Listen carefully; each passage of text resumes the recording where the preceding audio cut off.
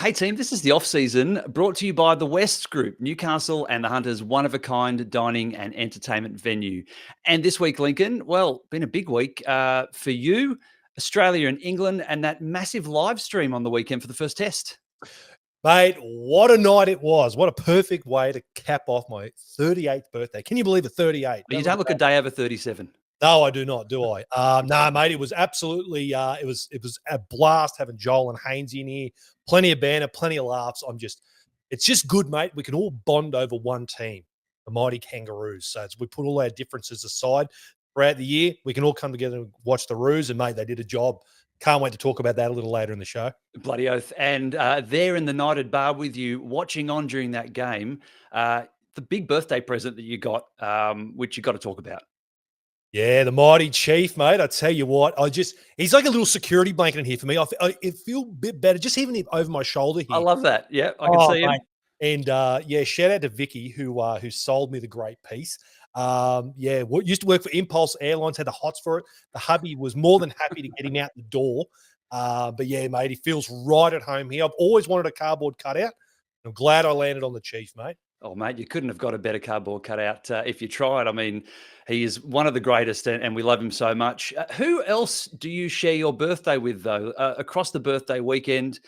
Do you know about any other big birthdays that happened maybe in the Newcastle scene? Not in the Newcastle scene. One who was my crush for a very, very long time, Scotty, Katy Perry. Yes. She was a huge crush of mine for a long time. We share a birthday. 41 this year, Katy Perry. Is she? There you go. Bit older than I. But apart from that, mate, I know no others. Okay, well, I did some research because I thought this has got to be interesting. And another content creator in the Newcastle Knights universe, Dan Nielsen from What's New in the Castle, his birthday is the day after yours. You're right. He turned the big 30, Dan. So, yeah, happy birthday to the big fella. Yeah, we share. Tell you what, must have been something in the air at that time of year. Big Neil. So, yeah, shout out to him, mate, for sure. Well, mate, a couple of others from the wider rugby league universe I thought you might like to hear. Also sharing the same birthday as you, Wade Graham from the Sharks and the Panthers. And, of course, Triple M turns 36 this year. Jimmy Smith. Oh, yeah. SEN host and former Roosters, Magpies and Rabbitohs player. He's 54. And then what sort of music are you into? I don't know if I've asked you that before. Mate, everything. Bob Marley, heavy metal, you name it. Red Hot Chili Peppers? I don't mind a bit of peppers, mate. Mate, Chad Smith, the drummer from the Chili Peppers, turns 64, born the same day as you. Wow, there you go. What a lineup. Wowee, hey? That's cool. That'd make a pretty good touch footy side, I reckon, that group. Oh, yeah, star-studded, mate. Don't know where Katy Perry would play, maybe on the wing. Yeah, let's stick her on the sting, I think. All right. Well, let's have a look at what's happening in the off-season right after this. Big session out there today for Knights centre Bradman Best. What's the recovery plan, Brady? Ice bath or pizza? Mate, I'll take a wood-fired pizza over cold water any day. Fair call. Fire and Stone Pizzeria at West City is serving up proper Italian-style pizzas from 2:30 p.m. Wednesday to Sunday. Or hit the bistro, open every day for lunch and dinner. I eat like I play, no mucking around. Search West City for great food, drinks and good times. And Lincoln, we're back, and another piece of the puzzle is in place for 2026. Some very big news this week. Sandon Smith signed, sealed, and delivered to the Newcastle Knights. Yeah, it was the signing we were all awaiting. It was sort of like the worst kept secret in rugby league, and people were starting to doubt it. I was getting comments all the time. Is Sandon coming? Is it confirmed? What's going on? Yes, put to bed. Sandon Smith, 4-year deal, coming to the Knights starting 2026. A great appointment, mate. Very excited to get Sandon to our club. Yeah, it's huge. 22-year-old, so a lot of great footy ahead of him. He's a Central Coast junior who played in the Knights pathways. And, mate, he's a great goal kicker. He's played 47 NRL games and kicked 64 goals at a rate of 84%. So to have that in our arsenal, obviously KP has been the main kicker mostly. Dane Gagai deputising a lot of the back end of last season. But to have someone of his quality and goal kicking come into the team, that's pretty good because those 2 points, they add up through the season. Oh, absolutely. Yeah, to have a clutch kicker in your team is so crucial. But I guess, yeah, the questions start to arise now is, Now Adam O'Brien's no longer the club. I think it was pretty well established that Adam O'Brien thought he was going to be the hooker moving forward. Whether Justin Holbrook thinks the same, because obviously Justin Holbrook coaching him at the Roosters might see something totally different. And then you got the added mix of Danny Badiris. Maybe Danny can also think, well, maybe I can, tutor him into becoming a really good half, finish crossing into 13. So it's going to be very interesting where they plug him in, where he's going to fit into the squad, because the questions and comments I put out to the battlers are pretty divisive. A lot want him at 7, some want him at hooker, some even maybe a 14 off the bench. It's going to be very interesting to see where Justin Holbrook eventually lands on Sandon Smith. Well, there weren't too many clues in the press statement that came out from the club. Recruitment boss Peter O'Sullivan was the one that was quoted, and I just want to read a couple of them out to you. He said that Sandon has a brilliant game sense with the ability to break a game open and create opportunities for around him, along with being one of the best goal kickers in the NRL, which we talked about. We know Sandon is a dynamic half who can also play hooker. His combination with Dylan Brown, Fletcher Sharp, and Kalen Ponga gives us great coverage and depth in all our spine options. So it sounds like a bit of an a la carte menu at the moment at the Knights for the spine. We might pick and choose who we thinks fits best at a given time. And I think getting that time together in the off-season is going to be really important for them to see how they click and who fits best where. Yeah, you're absolutely right, Scotty. And then reading out what you were just saying about Peter O'Sullivan, boy, oh boy, this takes me back to Connor Watson. I think a lot of Rooster supporters akin Sandon, a very similar kind of dynamic, versatile football player that Connor Watson was. So if we can get someone remotely close to what Connor Watson has gone on to go on and do, I think we've got a really, really good one on our hands. And as you were saying before, Central Coast Junior, so he's been around the areas, which is good as well. But yeah, I know there's been a lot of indecisiveness around the Newcastle Knights halves the past 2 seasons. So let's just hope they pick and stick, even though it might be a little clunky to start 2026. Just persevere with him and pair someone with Dylan Brown, and I'm sure it'll pay dividends. Yeah, and to that point, you had plenty of comments on the United social media channels over the course of the week about this. Peter Richards really kind of nailed it. He said, I have no doubts that Holbrook will have the boys firing on all cylinders come round 1. I'm not expecting miracles, but I reckon we'll see a vastly improved team now that we've got Sandon Smith there as well. So I think there's a lot to play out over that off-season, but some excitement building around the spine for the Newcastle Knights in 2026. And another big signing, mate, with Kirra Dibb coming back to the Knights in the NRLW for the next 3 seasons. Super exciting. She's 28 years old and was released from the last season of her contract with the North Queensland Cowboys. She was there for 3 years, but of course she was there for the first premiership win with the Newcastle Knights, paired in the halves with Jessie Southwell back a few years. So she's a mature player. She's also an excellent goal kicker, and I think is going to bring some solidity and some great skill and fire back to our halves for 2026 in the NRLW. Oh, absolutely, Scotty. I'm so stoked to see Kirra back at the club. As you said, premiership winner in 2022, paired it up with Jessie. Now, when you're saying 28 years old, she's at the other end of the spectrum. She's a very, very well-established half in the NRLW. Jessie Southwell just coming into her own. Kirra Dibb, we know, consistent football player, elite kicking game, absolute elite kicking game. The very first game we played against the Cowboys when Kirra Dibb was in the team, she torched us, absolutely tore us apart. It broke our hearts to see. But yeah, look, this one just feels right, Scotty. A great recruitment drive there, paired up with Georgia Roche, who also has a long-term contract with our NRLW team as well. So they're going to build a nice little combination there. So yeah, I think this one softens the blow a lot with losing Jessie Southwell, getting Kirra Dibb back to the club. 100%. And Jessie was a really great goal kicker and is a great goal kicker. We've lost her, but Kirra Dibb's success rate is at 73% over the last 3 seasons with the North Queensland Cowboys. She is a sharpshooter, so that brings some confidence back to the team too. I saw some great responses from some of the girls on social media over the last couple of days. Yasmin Clydesdale just posting the announcement to her stories with tearing up eye emojis. Obviously really happy to see her old teammate come back to the Hunter. On the Cowboys website, I had a look at this during the week because I was like, well, what's she been doing the last 3 years? And one of the things that they posted on her was asked her, what's the one TV show or movie that everybody else has watched, but you haven't? And she said, Bridgerton. I think by now she probably has seen that because pretty much any woman over 25 has seen Bridgerton more than once.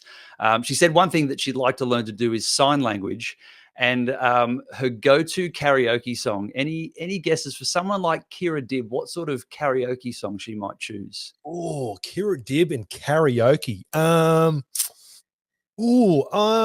I'm not sure. Did she strike you as a bit of a country gal? She Maybe a does, little. but her choice, certainly the one that was published on the Cowboys website, is nowhere near where I thought it'd be. She picked "Super Bass" by Nicki Minaj. So, I'm like, great song, but a hard one to sing and rap. Like, I would love to see her up on stage having a crack at that one for sure. Maybe at the grand final party after winning the premiership and lifting the trophy next year. What do you reckon? Yeah, I can see that, mate. Let's lock that in. All right. Now, away from Newcastle, Lincoln, there has been quite a lot of movement and activity happening this week. Tom Trbojevic over on the Northern Beaches has taken a pretty sizable pay cut in a new deal that keeps him at Manly until the end of 2027. He was on $1.3 million a year, and he signed up for $900K a year over 2 seasons, primarily to make up for the fact that he has been injured a lot and has missed a lot of games over the last few seasons for them. He loves Manly. He's got his 2 brothers there. But wouldn't it have been crazy if both Daly Cherry Evans and Tom Trbojevic had left the club in the same year? Yeah, it would have been absolute crisis for the Seagulls, mate, given out how ugly the whole DCE saga was. And to be honest, Scotty, like, I kind of thought maybe the Turbo thing was going that way. The contract negotiations seemed to get messy, drawn out. Credit to him for wanting to take a pay cut. I don't think there's too many players in the world that would be willing to take that. They love their club so much they would take a pay cut in order to try and help them out. But yeah, still $900K, big bickies. But we know, look, if he hit the open market, someone was going to pay probably still over $1 million, because let's be honest, Tommy Turbo fully fit could be the best player in the world. We've seen what he's done. Origin, time and time again, obviously for the Seagulls. It's just, it's a matter of trying to keep him healthy, isn't it? Because it seems like they've just done absolutely everything. They send him, who's that specialist they got over in the he went to the US. Yep. Yeah, that guru guy over there with hamstrings. So it's going to be very interesting, mate. If they can keep him healthy, he's going to go a long, long way to getting the Seagulls back into the top 8. He's one of those players you want to see fit and firing in the NRL, isn't he? Like, he's such a nice guy, and he's an elite athlete. And when he's in full flight, he is unbelievable. We saw it when he paired in the centres with Latrell Mitchell for the Blues a couple of years ago, and he had that really great season for Manly, but just hasn't been able to recapture it. So hopefully with this new deal now put to bed, he gets his head to work over the off-season, and we do see a fit and firing Tom Trbojevic in 2026. It's November 1 coming up this weekend, mate. And so players who have 1 year left to run on their deals can start negotiating with other clubs for 2027. And before the madness gets underway, and it does get a bit silly, as you know, the media really is starting to lean into this stuff and generate a lot of stories around contracts for next year and the year after. But some big news this week. David Fafita has signed with Souths. He's reunited with Wayne Bennett. That is a big move on from the Gold Coast, where he has struggled and had impact at times. But going back to the coach who looked after him when he came onto the scene for the Broncos. Yeah, I think it's going to be one of those things. If there's any person that's going to get Dave Fafita playing regular first-grade football at a high level, like, let's be honest, we all know it's there. He's got a high ceiling. He can be one of the most damaging ball-running forwards in the game. The footwork for such a big guy, he has it, but you just see it far and few between, don't we? So if there's anyone who's going to get it out of him, it's going to be Wayne Bennett. If he can't, I don't think anyone in the league could. And there's a few moving pieces there because obviously the Gold Coast are really going to want to keep Big Tino happy now. He's their other big draw card. And we also know that Keon Koloamatangi, who's over in England at the moment with the Kangaroos, is also looking around at other options away from South Sydney after next season. So he said on the news this week that his manager's looking after that and he's not too sure it's up to, but he wasn't exactly committed to the club long term. And he's a pretty powerful player. He dropped 10 kilos at the start of this season. He's looking fit and firing, and he's obviously made his way into that Kangaroos side. So another really interesting kind of power forward that could potentially be on the market. And also going down to Melbourne. Did you see the news this week about Ryan Pappenhausen? You could not see the news, mate. It was everywhere. I know. Released from his last year of his contract, with the Storm. I think this is huge news. This is one of the biggest moves that we've seen in a long time. He is and has been kind of one of the 4 key players at that club for the last 4 or 5 years. And he is now one of a number of big changes that we're seeing at Melbourne. Big Nelson Asafa-Solomona was released a couple of weeks ago. And we know this week too that Jonah Pezzett is confirmed to go to the Eels next year and then the Broncos after that. We spoke about that last week and what that would mean for those teams. But now it's starting to look like a bit of a big change at Melbourne. There's a lot of movement going on. Yeah, it's unusual for Melbourne, isn't it? A lot of noise. You had the Craig Bellamy stuff with the Gold Coast Titans. As you said, this one here with Pappy going, Pezzett going, Nelson Asafa-Solomona. Seems like a rule changing of the guard.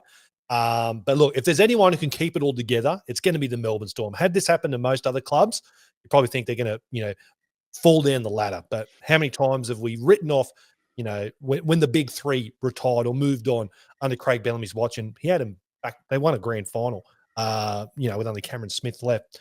It's going to be very interesting, mate. But I'm just so curious as to what the ripple effects are going to be. This could honestly be one of the biggest departures from the NRL of all time. Like, you don't just go leaving the Melbourne Storm, back-to-back grand final appearances, Clive Churchill medalist, underneath one of the greatest coaches in rugby league history, to probably go play for another NRL club. So it's going to be, if this R360 thing's going around, is that the floodgates? Is Ryan Pappenhausen the first, and is there a flow-on effect from there? Is it just everyone's waiting for that first player to jump before everyone else jumps in?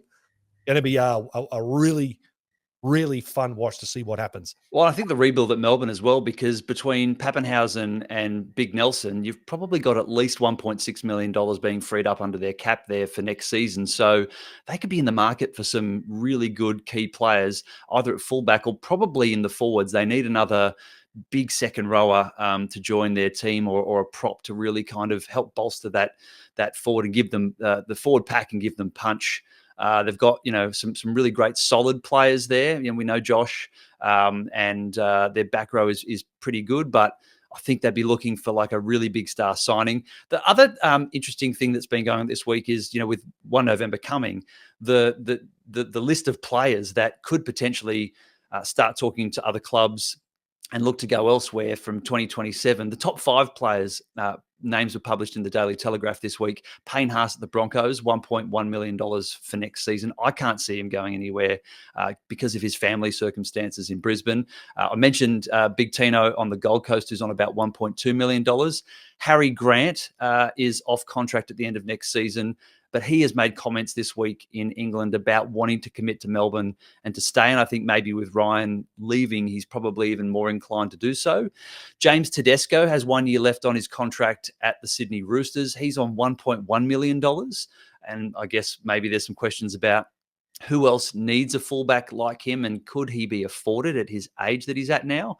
And of course, Jerome Luai, there's been talk about his contract basically since the day that he signed, on an estimated $1.2 million salary next season. And he's got an option in his favour for the 2 or 3 seasons after next year. The other players as well, mate, Angus Crichton at the Roosters, Doreen Buller at the Tigers, Josh Adokar at Parramatta, Viliami Kikau, the list goes on. I want to know from you, do you think you can actually see any of these players leaving their clubs?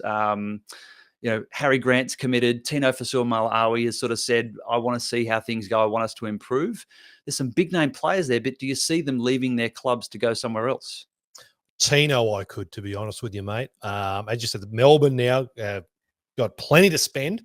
We all know where, Tino's come from before. He's won a premiership there. I think he just wants to win. And, I think maybe this recent kerfuffle over the whole Bellamy and Hannay thing might have been the final straw. I could quite easily see him maybe jumping ship, going back down to Melbourne. Look, Tedesco, I can't see him going anywhere. Hasn't he won like their players play for the last 5 or so years? He's super popular there, and he's integrated in that eastern suburbs kind of community there now. The other thing to remember is that the Perth Bears are in the market from the 1st of November, and they're going to be building a squad for 2027. So if you're building a team for them, Which of these players do you go after and why? Oh, Tino, without a doubt. Yeah, because you're not only buying not only an elite football player, but just all the intangibles off the field and a great captain. I think that's so integral to nail first is a team with a great captain.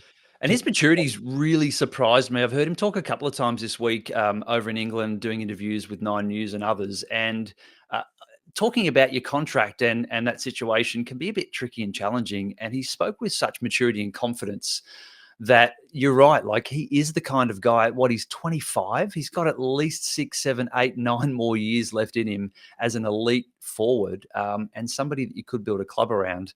It'll be really interesting to see what happens there. And of course, he'll be playing this weekend. He trained with the team ahead of the second test in Liverpool this weekend. Last week, though, let's go back to last week because it's been a bit poo-pooed. James Graham said that England are really not up to it, and he's worried about where this series goes. But for us, our lethal left with Reece Walsh and Angus Crichton both bagging a double. I mean, you watched it live and did the live stream. You must have been going off. Oh, mate, it's absolutely tortured me. It was pretty evident. It was pretty disappointing. Let's be real. We wanted to see the Kangaroos win, but we want to see a good, tight contest. This should be, the two elite teams, the best of the best in their country going at it. And right from the get-go, the English sort of didn't match it with us, which was super disappointing given, the massive crowd they played in front of, which by all accounts was pretty quiet. Sort of not that big rowdy English crowd that we all sort of come to know, which is a bit strange. It might certainly change, I think, as they head north and play a couple of games up there. That's where the rugby league heartland is, and that stadium that they were in was a big stadium. They had about 50,000 in it, and I think it holds about 80,000. And it's like Sydney Olympic Park; it's a bowl. If they were smart, they probably should have held the first test at a smaller ground where they could have really built a pretty frightening atmosphere for us and our team to kind of put the screws on us to start with and get us off knock us off our balance a little bit. But it did look pretty easy. The Poms, I don't think, have the cattle to match us. They had a couple of good players that I thought had an all right performance. The guy off the bench there, number 14, Kes Litton, looked pretty good, looked better than their starting hooker. But other than that, I didn't see a lot to love about England. Matty Johns said this week that he reckons that they should move Herbie Farnworth to fullback out of the centres to give him a bit more punch through the middle, and then to use him and Dom a bit more like a battering ram. Yeah, 100%. They've just got to find a way to get their best players in the field. Like how AJ Brimson was omitted from this team is just mind-boggling. He's a bloody handy footballer. He's played Origin football. Why he was left out of the team, a real head scratcher. I'll be very, very surprised if he's admitted once more for game 2. But you're right. I think Herbie is probably the best center in the world at the moment, but could probably be equally as damaging playing at fullback. They just need to get him the ball more.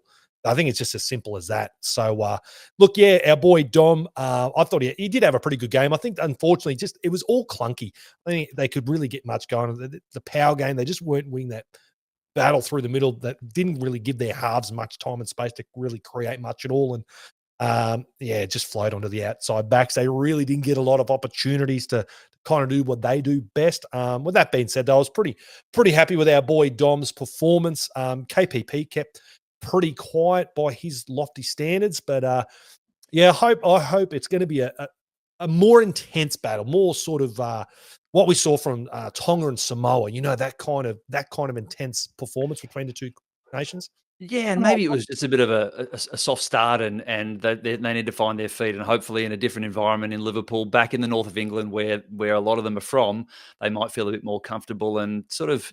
Now they're used to playing with each other after a week. There's quite a few Australian-based players and playing with English players who maybe haven't sort of gelled together for a while. Our team for this weekend, just a couple of changes. Of course, Isaiah Yeo, I do feel sorry for him, copping that head injury quite early in that first game and going off. Harry Grant stepped up and captained the team for the rest of that game. Pat Carrigan will go into lock, and Lindsay Collins comes off the bench to start in the front row for us this week. So not too many changes.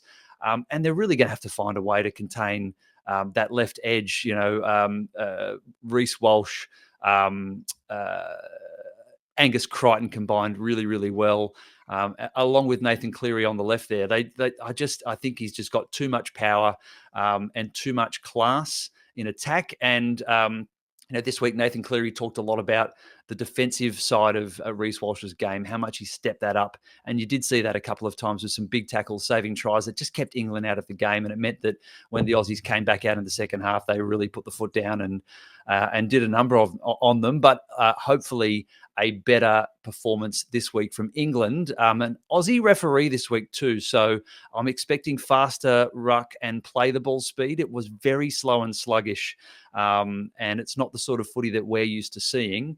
So it will be quicker, which could mean a higher score this week. I reckon like a 46-6 to the Aussies is probably what I reckon we'll see. What about you? Any score predictions? Oh, mate, yeah. If it's going to be a quicker game, that's only going to play into our favour more. As you said, when you got guys like Reece Walsh, Mark Nwanga-Nitawase, Josh Adokar, they're going to be even harder to contain. If we're going to be playing more so over the advantage line and dominating through the middle, we're just going to absolutely tear them to pieces. So, yeah, the English are not going to want that to happen. They're going to want to try and slow us down as much as possible. But I'm with you, Scotty. Geez, if the English don't bring it and they get a similar performance and it's even faster, there's easily another 2-3 tries in the Aussies. Easily. Absolutely.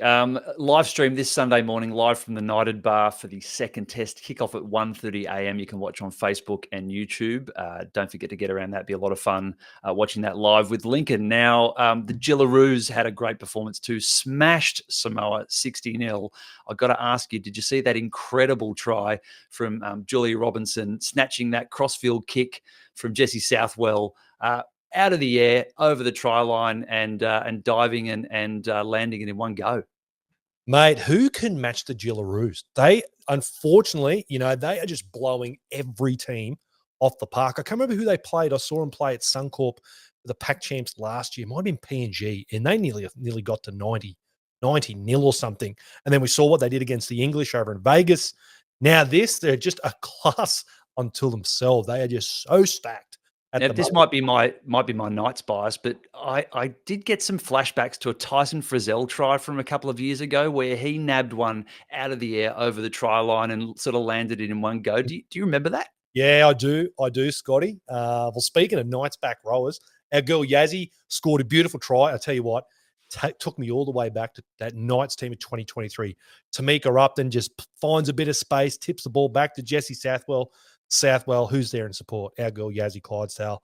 That Knights connection, I got a little bit nostalgic watching that play, But yeah, she played a real sensational game, Yazzie. I don't think anyone was ever doubting she wasn't. She's such a consistent football player. Another really quality performance. Mate, they're no longer together in clubland, but you can always have them here in your heart, and of course, playing for the Kangaroos. All right, let's move on. And how late do you reckon is too late when it comes to elite performance for athletes? It's pretty much almost been confirmed that in 2027 that the NRL or the ARLC will take a state of origin game to Auckland for that kind of one neutral game per season, which now they've been doing for a while, and usually it goes to the highest bidder. We understand from the media reports this week that the Auckland Tourism Board has opened their wallets and they're going to be shoveling some Kiwi dollars across to the NRL for this game, which will be the first ever fully fledged state of origin outside of Australia at Auckland's Eden Park, which has a capacity of about 50,000 people, and it's likely to be the right venue for something like this. The Kiwis love their rugby league. It's on the ascendancy, but it's going to be a 9:30 p.m. kickoff for a 7:30 start here in New South Wales and Queensland. What do you reckon, mate? Can it work, or is that too late to be playing footy? Mate, they will eat it up. I had the pleasure of going across to watch the Knights' very first game to play in Christchurch. Mate, they packed it out. They are just frothing for some rugby league football. You love the Warriors fans, don't you? Mate, they are second to none. Trust me, Scotty. Like, mate, Magic Round without the Warriors. If they gave the Warriors a bye round during Magic Round, it wouldn't be half as fun. They literally, you can't swing a cat without hitting 2 or 3 Warrior supporters, mate. They're bloody everywhere. It'll go off, mate. I love the fact it's coming to a neutral venue at New Zealand, because let's be honest, we're making great headway over in New Zealand. This will just double down even more. So if we're going to take at the moment, the best product, the biggest product that the NRL has to offer in state of origin football over there. It's going to go ballistic, mate. Like it'll be insane. I would love to go watch a game. I've had the pleasure of going to the Auckland Nines in 2015. Great venue, awesome venue. Great. I imagine a lot of people will want to travel and go and watch the game there. I mean, what a great way to spend a midweek, have a couple of days off, go to New Zealand, tour around, watch a great game of footy with some really passionate footy fans. I think it'd be great. Something I'm not so hot on is this idea of the global round. Now, I don't want to poo-poo it before we get too far into it, but the other big story this week is about the possibility of a global round to kick off the 2027 season. There's been some mixed reports. It was from Michael Chammis in the Herald and on 9, and he sort of started with the story that said there were going to be all 9 games played all around the world. He's kind of walked it back a little bit and now saying it might be 6, but they're talking about games in London, Paris, Dubai, Hong Kong, Hawaii or Miami. I don't think anybody who's suggested that knows how far away Miami actually is and how hard it is to get to. But they'd be kicking off 6 games every 3 hours around the world. And of course, Vegas is locked in for 3 more years. So that would have to play into this as well. If I can just go on a quick rant here and then I'll pass over to you to get your thoughts, mate. But in my mind, we are not the NBA. We're not Formula One. We're not the English Premier League. You've seen the NFL take games overseas and they're doing it one country, one round at a time. We can't fill Wembley in a country where they actually play rugby league. And I like the ambition, but the reality is that Matty Johns can't be in Vegas and London and Miami all at once. And I think the thing that makes Vegas so great and what you're going to love when you go there next year is the big event feel, the carnival atmosphere, and the fact that everybody who's anybody in the rugby league world and the rugby league media are all there and they're all getting off on the same thing in the same place. And that's the buzz. But they can't recreate that buzz in 9 countries on the same day. I'm with you, Scotty. However, I think they can do it, but it's going to take a while. I'm with you. I don't think they can just one round this bang 2020. When they're saying 2027, yeah, nah. I think maybe one at a time or something. Yep. Stagger it. I think you can stagger it and build it. Buzz. Absolutely. I love the Hawaii idea. I know the Ipswich Jets were taking some games to Hawaii, and they were making great headway. There is not one professional sporting team in Hawaii. They've got nothing. So college football, college basketball. That's it. Crazy. Like even if you took a Tonga Samoa game over there, the great Polynesian connection, I reckon that could generate some real buzz over there. And who knows? Incredible. Imagine having a Hawaiian team join the Pacific Champs as well. So look, I do like Peter Volandi's idea of dreaming big. You know, I think the NRL for so long, for decades, just dared not to dream or think big or think outside the box. And God bless Peter Volandis. He's come along and put in these great ideas. And I think a lot of people probably, how many people have now been won over by Vegas? I think a lot of people completely wrote off, thinking it was going to be absolutely nothing. It's gone from strength to strength to strength. And by all accounts, the Americans love having it. The massive tourism drive that's generated. I know it's a massive tourism destination without the rugby league going there, but look, I think that's a real good stepping stone. I don't think if Vegas hadn't have done what it has done, this wouldn't be off the ground. So no, that's true. They need to take their time, but yeah, I think it'd be way too much, way too quick for it just to spread across the world that fast. I love the ambition, and Vlandis is that kind of guy, but that undertaking, I mean, I've run some events. We do it at Mining Round at the Knights. I've run some other really big events. And knowing what goes into them and knowing what would go into Vegas for the NRL, but also for the media partners of the NRL, I just think it's a mega, mega undertaking. But bit by bit, one at a time, go to 2 countries and go to a third the following year and kind of build it that way. I think great idea. Love to see it. Off-season hero of the week. I just want to touch on who I think the hero of the week is this week, mate. And Steve Crowe, or Crowe as everyone knows him, and you probably know him, of course. Former Newcastle Knights premiership winner back in 1997, played 50 games for the club between 91 and 98. But not everybody would know that he's actually been the chair of the once a night Knights Old Boys for the last 15 years, and it's one of those really thankless jobs that people do. It's a voluntary role. It's about keeping that connection and the culture together between former players across a bunch of different generations. He's done a great job of it. And he told me this week that Kurt Gidley is now the new president of the Knights Old Boys. I couldn't think of a better guy to step in and take on that role from Crowe. But just wanted to give a shout out to Crowe for 15 years of really great work keeping the Old Boys connected at the Newcastle Knights over that time. Have you ever had much to do with him, mate, or you enjoy watching him back in the day?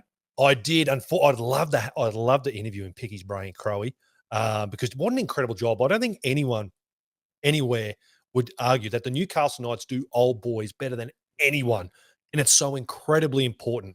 And I'm stoked that the work he's done in the past, and as you said, who better to do it than Kurt Gidley? Like the perfect succession plan, if there ever was one.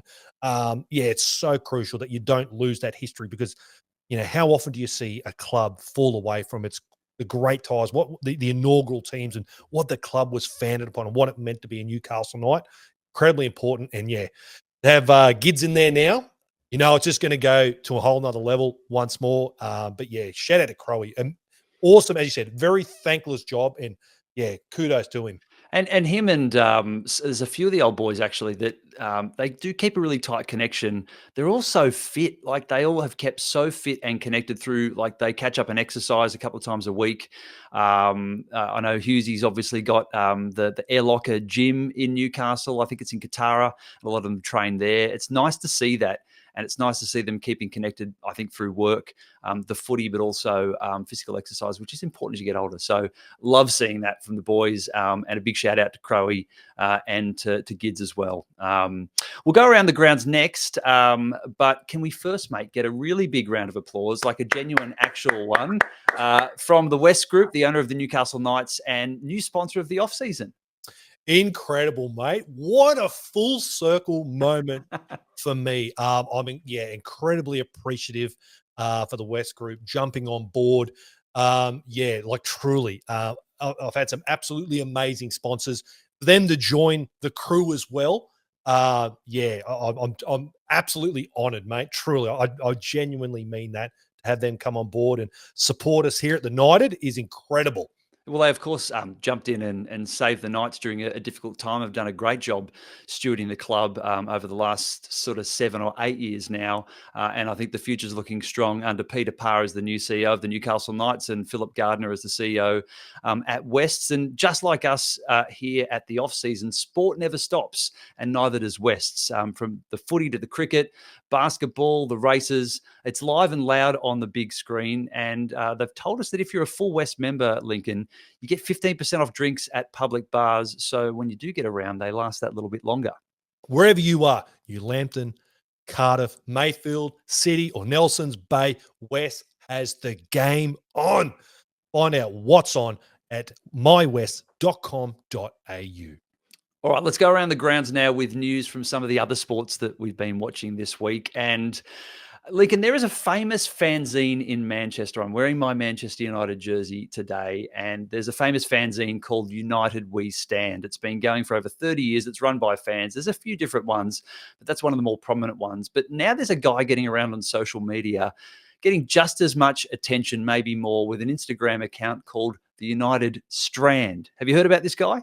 I have not, Scotty. No. So he's a United fan, and over a year ago, he announced by starting this account at a very low period for the club when they pretty badly sucked, that he would not cut his hair until Manchester United won 5 games in a row. So if you go to the United Strand on Instagram and have a look, every single day since then, for over 390 days, he has posted a video of what he looks like each day, and the progression is wild. He started with hair about as long as mine, and he has now got almost as much hair as you do, Lincoln. He's got this huge, giant afro on the go. His last haircut was on the 5th of October in 2024. He doesn't really look great either way with sort of short hair or long hair. He's not the most attractive guy. There's nothing wrong with him, but his hair now is like this wild kind of stiff, curly afro. And I'm a bit nervous for him, which is why I wanted to bring this up, because Manchester United has won 3 games on the bounce. We beat Sunderland 2-0, Liverpool 2-1 at Anfield, which we spoke about last week, and then beat Brighton 4-2 in a really good game this week, and a strong performance from the team. But I'm starting to get that sort of sneaking feeling that the more wins you have, the closer you get to the next loss. And I wouldn't be surprised if we did have a loss or two along the way. The next 2 games are against Nottingham Forest, who are currently sitting in 18th. But then the game after that is against Tottenham, Ange Postecoglou's old team, who are sitting 3rd with 5 wins, 2 draws, and 2 losses. So if we beat Nottingham Forest this weekend, he's at 4 wins in a row, and he is that close to getting a haircut. But the following week, we're going to be playing the team sitting 3rd. And I'm really worried for United We Strand. I think he might be going that little bit longer without a haircut. Yeah, I don't know, mate, if I could continue growing my hair if it grew out like this, poor bloke. Yeah, wow. So you've done it you've done it for fashion and by choice. Like, he's doing it basically for a dare against himself. Yeah, it's actually funny. I started growing my hair in 2005, a year we won our first wooden spoon. So you could probably say I would have had his hair pretty similar to this, mate, if I'd done what this guy done. We didn't win many games back then. Boy, oh boy, what a terrible mop. Poor bloke. Doesn't look good, does it? No, it doesn't. Selfishly, Scott, mate, I love you, pal. But yeah, I hope you guys do get to 4 and lose that one. I want to circle back to this poor bloke. Yeah, we've got to keep what this thing's going to look like in another 12 months. Oh man, yeah, I don't know. It's not, he might end up doing some cornrows or something just to get it under control, because it's not looking good right now. Just across the pond there, Liverpool are officially in a slump, which it's interesting to see. As a United fan, they've lost 4 in a row, which puts them below Manchester United and below Manchester City on the table. They are struggling. After 9 games, only 5 teams have conceded more goals than them so far this season, and 4 of those 5 are actually in a relegation battle at the bottom of the table. So they really need to shore up their defence. And we've talked a bit about Ange Postecoglou on the show this year so far, Link, and there's every chance he could be in for his 3rd job in just the space of a few months. You remember he got the boot from Tottenham. He then got sacked after just 39 days at Nottingham Forest. And this week, the coach at Celtic in Scotland, in Glasgow, where he had previously coached, resigned. A guy called Brendan Rodgers, who's also coached Leicester and Liverpool in the Premier League. Things weren't going well there, and they're tracking badly at the moment. I came across this stat interestingly this week. There's 2 big teams in Scotland, both in Glasgow. There's Rangers and there's Celtic. They have between them won every title for the last 40 years, which is incredible. And kind of, bad for competition north of the border there. But there's a team called Hearts at the moment, which has been there or thereabouts for the last few years. They're currently 8 points ahead of Celtic. And it's one of the reasons why Brendan Rodgers stepped down, because his team wasn't at the top of the table and not performing. But there's a points chase on there for Celtic and Rangers, and there's every chance that Ange could go back. He's being talked about as a possible replacement there. It'd be a bit of a homecoming, but 3 jobs in just the space of a few months. You'd hope that it goes well and he can sprinkle some of that magic dust that he had the last time he was there, and that doesn't go pear-shaped like he has had in his last 2 jobs. Back home, mate, and shout out to Alana King, who bowled 7 for 18 at the Women's World Cup this week in a win over South Africa. Got to be our best leg spinner since the great Shane Warne, surely. Like, tweaking at 7 for 18, that's incredible. Well, yeah, that's not a bad stat. Not a Warnie would be pretty impressed with that, I would think, mate. I think so too. We're less than 3 weeks away from the first Ashes test, and we've talked about Pat Cummins' injury on the show. He now is definitely injured and out and will miss the first test, although I saw he was back bowling off a short run up and hoping to get ready for that second test. Steve Smith steps up as captain. Do you remember what happened the last time we played England? Yes, I do. How good was it, Scotty? It was good, but do you remember what happened at Lord's?